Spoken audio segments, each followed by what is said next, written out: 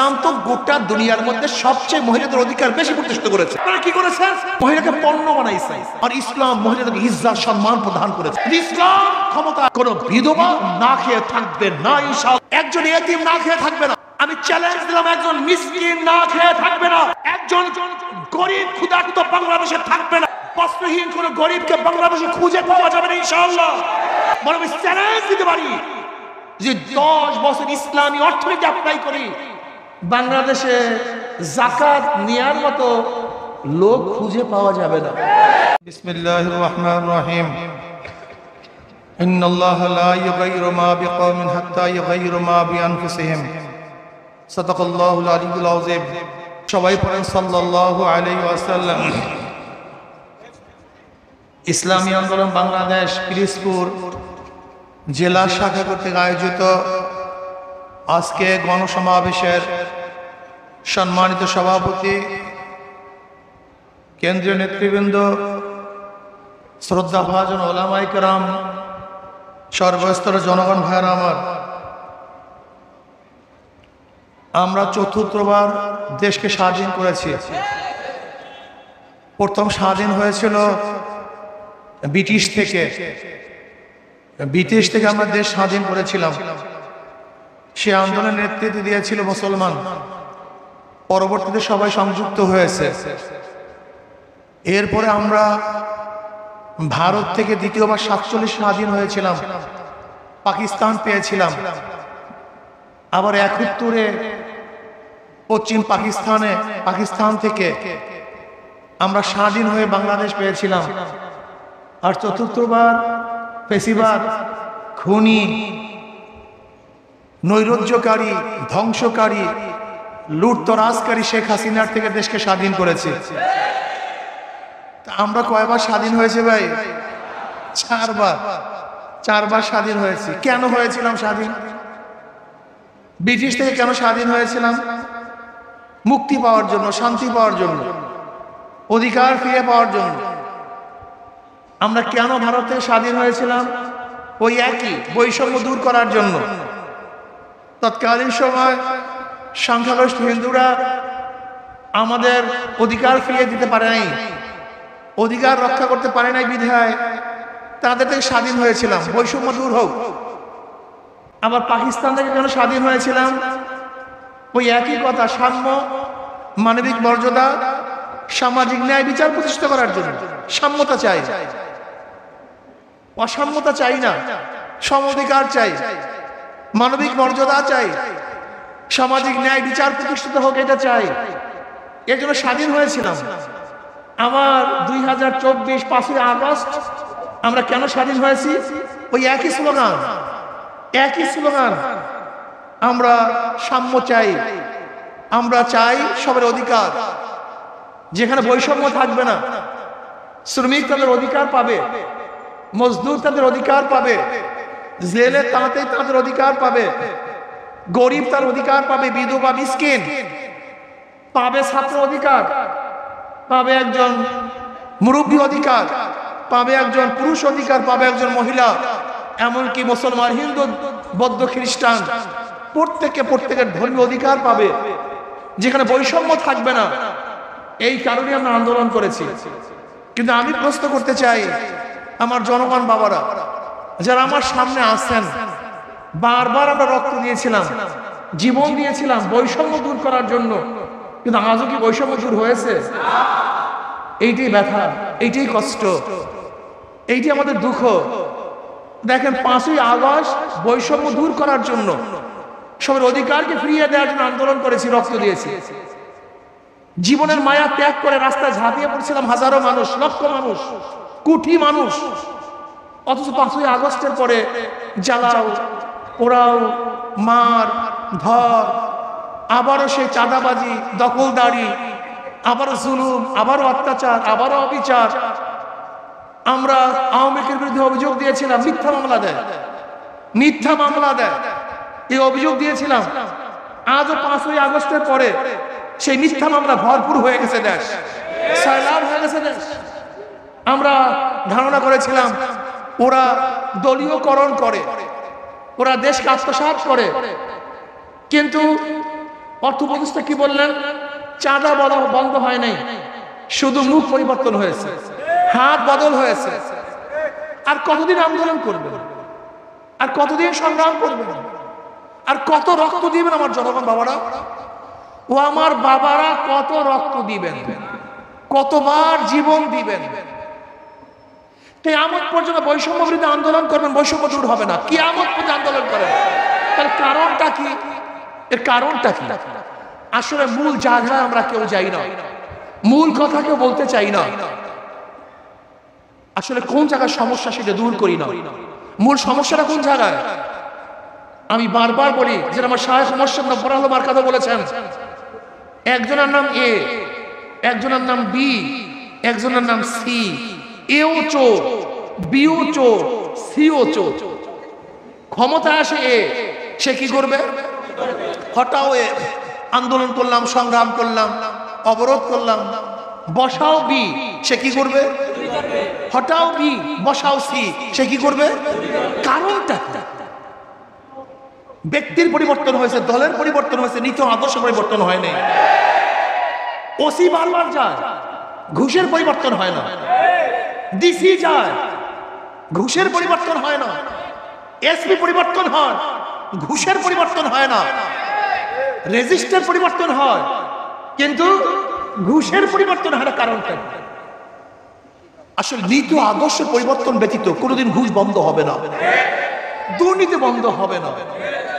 Mother গাছ লাগিয়ে আমের আশা কেন করতেছেন?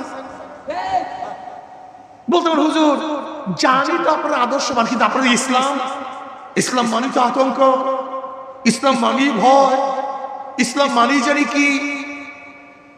এইটা পাশ্চাত্যরা, ইসলামের দুশ্মনেরা বিভিন্ন মিডিয়ার মাধ্যমে আপনাদের মাথার মধ্যে ঢুকাতে সক্ষম হয়েছে। ইসলাম মানি আতঙ্ক, ইসলাম মানে আতঙ্ক না, ইসলাম মানে শান্তি। ইসলাম মানে আতঙ্ক না, ইসলাম মানে মুক্তি। ইসলাম মানে আতঙ্ক না, ইসলাম মানে অধিকার। ইসলাম তো প্রত্যেকটা মানুষের অধিকারকে ফিরিয়ে দিয়েছে। ইসলামের অর্থটা কি আপনি জানেন? জনাব মুহাম্মদ রাসূলুল্লাহ সাল্লাল্লাহু আলাইহি ওয়াসাল্লাম বিদায় ভাষণে কি বলেছিলেন? আজকে কে ধনী, কে গরিব, কে শিক্ষিত, কে মূর্খ, কে বংশীয়, কে নন বংশীয়, কে মালিক আর কে গোলাম, এসব ভেদাভেদ থাকবে না। কালো এবং ধলার কোনো ভেদাভেদ থাকবে না। সবাই আসমান মাখলুকাত, সবাই মানুষ সমান। জনাব মুহাম্মদ রাসূলুল্লাহ সাল্লাল্লাহু আলাইহি ওয়াসাল্লাম সবার অধিকারকে ফিরিয়ে দিয়েছেন। আর সেই ইসলামকে আপনি পছন্দ করেন না? আপনার চেয়ে বড় কপাল পরা বদনসিব আর কেউ হতে পারে না। আমাকে সেদিন এক সাংবাদিক প্রশ্ন করছে, হুজুর ইসলাম আসলে মহিলাদের অবস্থাটা কি হবে? আমি কি এখন মহিলাদের অবস্থাটা কি হয়েছে? এখন তো দেখি 100 ধর্ষণের পর সেঞ্চুরি পালন করা হয়। এখন দেখি মহিলাদেরকে ধর্ষণ করার পর হত্যা করা হয়। এখন দেখি মহিলাদের চেহারার উপরে এসিড নিক্ষেপ করা হয়। এখন দেখি মহিলাদেরকে জুলুম, অত্যাচার, অবিচার করা হয়। এখন কি পাইছে মহিলাদের? আপনি বলুন। সে চুপচাপ। আমি বললাম, ভাই ইসলাম তো গোটা দুনিয়ার মধ্যে সবচেয়ে মহিলাদের অধিকার বেশি প্রতিষ্ঠিত করেছে। আপনারা কি করেছেন? মহিলাকে পণ্য বানাইছেন, পণ্য, বিকৃত মাল বানাইছেন। আর ইসলাম মহিলাদেরকে ইজ্জত, সম্মান প্রদান করেছে। ইসলাম ক্ষমতা আসে, কোন বিধবা না খেয়ে থাকবে না ইনশাআল্লাহ। কোন বিধবা না খেয়ে থাকবে না, একজন ইয়েতিম না খেয়ে থাকবে না। আমি চ্যালেঞ্জ দিলাম, একজন মিসকিন না খেয়ে থাকবে না, একজন গরিব ক্ষুধার্ত বাংলাদেশে থাকবে না। বস্ত্রহীন কোন গরিবকে বাংলাদেশে খুঁজে পাওয়া যাবে না ইনশাআল্লাহ। গৃহহীন কোন মানুষ বাংলাদেশে থাকবে না। বরং আমি চ্যালেঞ্জ দিতে পারি যে 10 বছর ইসলামী অর্থনীতি অ্যাপ্লাই করি, বাংলাদেশে যাকাত নেয়ার মতো লোক খুঁজে পাওয়া যাবে না। এর নাম ইসলাম। বলতে হুজুর কিভাবে? শুধু একটা উদাহরণ দেই। আপনি কি জানেন আজকে বাংলাদেশের অর্থ কাদের কাছে? মাত্র 20-25 জন পরিবারের কাছে গোটা বাংলাদেশের টাকা, গোটা বাংলাদেশের টাকা। আপনি জানেনই না বাংলাদেশের অবস্থাটা কি। 90,000 কোটি টাকা শুধু ব্যাংক থেকে লুটপাট হয়েছে। 18 লক্ষ কোটি টাকা বর্তমানে ঋণ। 18 লক্ষ কোটি টাকা, আজকে বাংলাদেশে যে সন্তানটা জন্ম হবে 1.5 লক্ষ টাকা ঋণ নিয়ে, এই যে আপনারা যারা আছেন না, প্রত্যেকের মাথার মধ্যে 1.5 লক্ষ টাকা ঋণ আছে, প্রত্যেকের মাথার উপরে 14 লক্ষ কোটি টাকা বাংলাদেশের পাচার হয়ে গেছে। 14 লক্ষ কোটি টাকা। এটা কি জেলেরা করছিল পাচার? বলেন না কেন? শ্রমিকরা, কুলিরা, তাঁতিরা, রিক্সাওয়ালা, ঠেলাওয়ালা, ভ্যানওয়ালা, কারা? এটা প্রথম বুঝেন। 14 লক্ষ কোটি টাকা কারা পাচার করছে? ক্যানাডায় বেগমপাড়ায় কারা বাড়ি করছে? আজকে গোটা অর্থনীতি কারা ধ্বংস করছে? আমার গরিব বাবারা না, আমার গরিব মারা না, ওই যাদেরকে বারবার ক্ষমতায় বসে আছেন ওরাই বাংলাদেশকে লুটপাট করছে, চুরি করছে। ধরে না, বাদ দেন সব কথা। আজকে যে 14 লক্ষ কোটি টাকা ভিতরে পাচার হয়ে গেছে, যদি 14 লক্ষ কোটি টাকা বাংলাদেশের গরিবকে ভাগ করিয়া দেয়, তাহলে বলেন তো গরিবের অবস্থাটা কি? কথা বলেন না কেন? 1 মিনিট হিসাব দিলাম, 1 মিনিটে। এত অঙ্কের দরকার নাই তো, অঙ্ক করবো মাত্র 1 মিনিটে। যেই টাকাগুলি লুটপাট হয়ে গেছে, চুরি হয়ে গেছে, যদি শুধু এই টাকাগুলি আমি জেলের মধ্যে, তাঁতির মধ্যে, শ্রমিকের মধ্যে, মজদুরদের মধ্যে, কামারের মধ্যে, কুলির মধ্যে, মেতনের মধ্যে যদি আজকে বন্টন করতে পারতাম, চক্ষু বুঝে দেখেন তো বাংলাদেশে কোথায় গরিব আছে? আমি তো গরিব দেখি না, আমি তো গরিব দেখি না। দেখেন, দুর্ভিক্ষ হয় অর্থের অভাবে নয়, দুর্ভিক্ষ হয় সুষম বন্টনের অভাবে। বলেন কিসের জন্য? সুষম বন্টন। অর্থের অভাবে কোনোদিন কোনো দেশে দুর্ভিক্ষ হয় না, অর্থের অভাবে কোনো দেশ দৌলিয়া হয় না। সুষম বন্টন নাই, সুষম বন্টন নাই। আমাদের অবস্থাটা কি? কেউ থাকবে আসমানে আর কেউ থাকবে 7 তলক জমিনের নিচে। ইসলাম কি বলে? ইসলামী হুকুমাত হলে কি হবে? খাবো, সবাই মিলে খাবো, আনন্দ করব, সবাই মিলে মিশে আনন্দ করব। বুঝাতে পারি না? হাসবো, সবাই মিলে মিশে হাসবো, কাঁদবো তো সবাই মিলে মিশে কাঁদবো, শান্তি সুখ করবো সবাই মিলে মিশে শান্তি সুখ করবো, দুঃখিত হবো সবাই মিলে মিশে দুঃখিত হব, সুখী হব সবাই মিলে মিশে সুখী হব। আমি পার্টনার, এদেশের পার্টনার আমি, আপনারা পার্ট, আমিও পার্ট। মনে রাখতে হবে, খুব ভালো মতো বুঝতে হবে, এই রাষ্ট্র, এই দেশ কোন ব্যক্তির, কোন দলের, কোন গোষ্ঠীর নয়। এই রাষ্ট্র বাংলাদেশের জনগণের রাষ্ট্র, এই দেশ আপনাদের দেশ।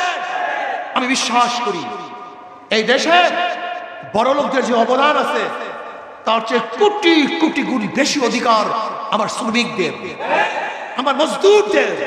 তাহলে কেন আমার কৃষকরা যদি আজকে কৃষি কাজ না করতো, তারা বড় লোকরা সব না খেয়ে মারা যেত।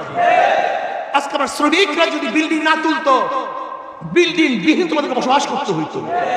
আজকে আমার শ্রমিকরা যদি কাজ না করতো, বাংলাদেশের মানুষকে না খেয়ে মরতো। কাজে আমি মনে করি বাংলাদেশের শ্রমিকদের যে অবদান, যে পার্টিসিপেট তারা করছে, আমাদের চেয়ে তারা অনেক বেশি পার্টিসিপেট করছে। শুধু কি তাই? আজকে প্রত্যেকটা শ্রমিক খাজনা দেয়, ট্যাক্স দেয়, ভ্যাট দেয়। আজকে আপনারা যারা আছেন, এই যে টুপি মাথায় দিচ্ছেন, এর মধ্যে খাজনা আছে, ট্যাক্স আছে, ভ্যাট আছে। আপনি কি জানেন যে আপনি মোবাইলে ঢুকান 100 টাকা, সেটা সরকার পায় কত টাকা? অনেকেই জানা নেই। 35 টাকার উপরে নেট থেকে সরকার নিয়ে যায় 100 টাকার 35 টাকার উপরে। এই যে একটা মোবাইল কিনছেন, জানেন কত পার্সেন্ট ট্যাক্স? কত পার্সেন্ট ট্যাক্স দিয়ে প্রত্যেকটা মোবাইল কিনছেন? জানেন কত পার্সেন্ট ট্যাক্স?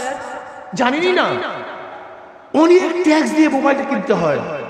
আপনি যা কিছু এখানে দেখেন, এখানে যা কিছু দেখেন, এই কাপড়ের এলসি থেকে শুরু করে, এই ফ্যানের এলসি থেকে শুরু করে, আপনি যে গঞ্জি কিনছেন তার এলসি থেকে শুরু করে, আপনি যে পায়ে জুতা দেন তার এলসি থেকে শুরু করে, আপনি যে চাল খান তার এলসি থেকে শুরু করে, আপনি যে ডাল খান, এমনকি আপনি যে প্লেটে ভাত খান, এমনকি বাথরুমে যে বন্যা নিয়ে যান, সেই বন্যার মধ্যে আপনার ট্যাক্স ভ্যাট আছে।